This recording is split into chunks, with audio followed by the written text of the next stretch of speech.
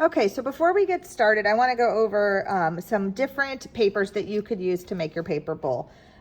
So I showed you the example. This was my paper bowl made out of wrapping paper. So 2 different kinds of wrapping paper. You could use 3, 4, however many you want. So that's one option. And you could do, like this one's got balloons and stuff on it. So you could do something like that. You can do, like this one would be more holiday themed, and maybe I could use both of these, and maybe one's the outside of the bowl and one's the inside. So the sky's the limit on wrapping paper. There's tons of it available. And at the dollar store, it's really cheap. Same thing at Walmart, it's not too bad. But it doesn't have to be holiday themed, right? Mine's not holiday themed. It's just kind of more cool patterns that I found. So it doesn't have to be holiday themed. You could use old magazines. Like let's say you're going through and you wanted to rip out old magazines. You could do that. You could do words, you could do pictures. So that's something you could use. I also saw this at the store and thought, oh, this would be kind of cool. You could cut out sections out of this book. This was $1 at the dollar store too. You can tell I like the dollar store. And you could actually like highlight different words if you wanted, like, diamonds in here. So if I found diamond, I could highlight diamond, and then I could glue that down. It would be mostly black and white, but then you'd have these words highlighted in a color, and they would kind of pop out. So this would be a really cool idea to try. If you, on our list of supplies was construction paper, this is obviously a very big pack.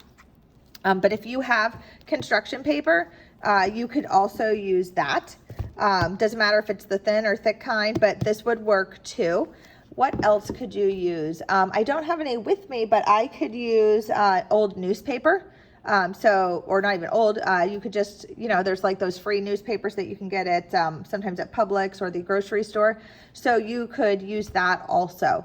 So think about what design you want to create, and think about what we know about design and what we know about color and contrast. And I think it's cool to do a different thing on the outside than the inside, just to give it a little bit of contrast and a little bit of fun. So this is something you should be having fun with.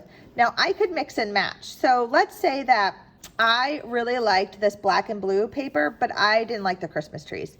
But I didn't want to do just the black and blue. So I could do the black and blue paper, and then maybe I could mix it with one of my construction papers.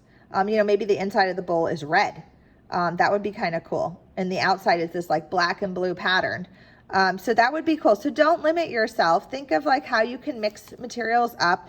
Look around your house, see what you have. Scrapbook paper also would be really great to use. I don't know how many people have that at home, but if you already have scrapbook paper and it's leftovers, not brand new sheets that maybe somebody in your house would not want you to use, that's something you could use as well. So the idea is to really have fun with this and come up with something cool. I'm looking to see that you have contrast, and we're really working on 3D form and your craftsmanship, and that you take time.